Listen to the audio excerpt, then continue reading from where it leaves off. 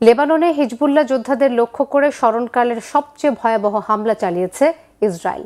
এতে হিজবুল্লাহ প্রধান নাইম কাসেমের ভাতিজা সহ অন্তত ১২০০ মানুষ হতাহত হয়েছে।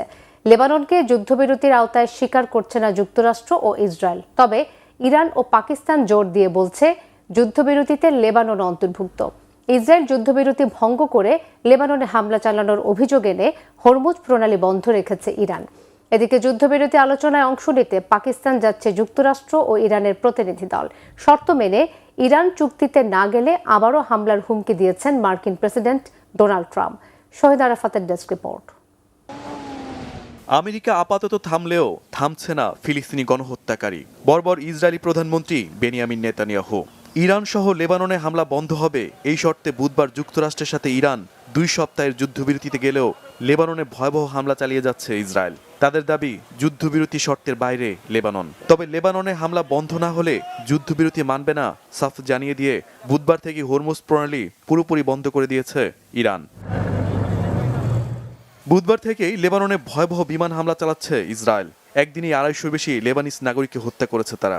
এতে ক্ষুব্ধ ইরান সাফ জানিয়ে দিয়েছে ইরান আমেরিকা যুদ্ধবিরতির অবিচ্ছেদ্য অংশ লেবানন, তাকে একা ছাড়বে না ইরান। তেহরানের অভিযোগ হামলার মাধ্যমে যুদ্ধবিরতি ভঙ্গ করেছে ইসরায়েল ও যুক্তরাষ্ট্র।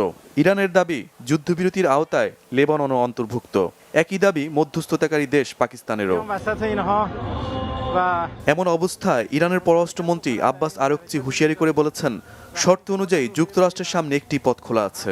হয় লেবাননে হামলা বন্ধ করে যুদ্ধবিরতি কার্যকর করতে হবে, নতুবা ইসরায়েলের সাথে তাল মিলিয়ে যুদ্ধবিরতি ভাঙতে পারবে। গেল 28 ফেব্রুয়ারি ইরান যুদ্ধ শুরুর পর এ পর্যন্ত 3000-এর বেশি লেবানিজকে হত্যা করেছে ইসরায়েল। বৃহস্পতিবার দেশটিতে একদিনের শোক দিবস ঘোষণা করেন লেবাননের প্রধানমন্ত্রী নওয়াব সালাম। তবে লেবাননকে যুদ্ধবিরতির আওতায় স্বীকার করছে না যুক্তরাষ্ট্র ও ইসরায়েল। নিরাপত্তা নিশ্চিত না হওয়া পর্যন্ত লেবাননে হামলা অব্যাহত রাখার ঘোষণা দিয়েছে ইসরায়েলের বর্বর প্রধানমন্ত্রী বেনিয়ামিন নেতানিয়াহু। যেখানে প্রয়োজন সেখানেই হিজবুল্লাহর উপর হামলা চালিয়ে যেতে চান তিনি। এদিকে লেবাননে ইসরায়েলের হামলা ও গণহত্যায় নিন্দা জানিয়েছে ফ্রান্স, যুক্তরাজ্য, স্পেন, ইতালি, কাতার, তুরস্ক সহ বেশ কয়েকটি দেশ। ইরানের দূতাবাস খোলার ঘোষণা দিয়েছে স্পেন।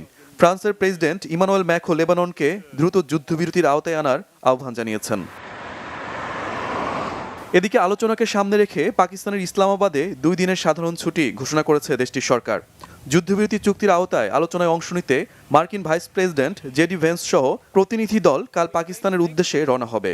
ইরানের প্রতিনিধিরা রাতেই পাকিস্তানে পৌঁছাবে। শর্ত মেনে ইরান চুক্তিতে না গেলে আবারও হামলার হুমকি দিয়েছেন মার্কিন প্রেসিডেন্ট ডোনাল্ড ট্রাম্প।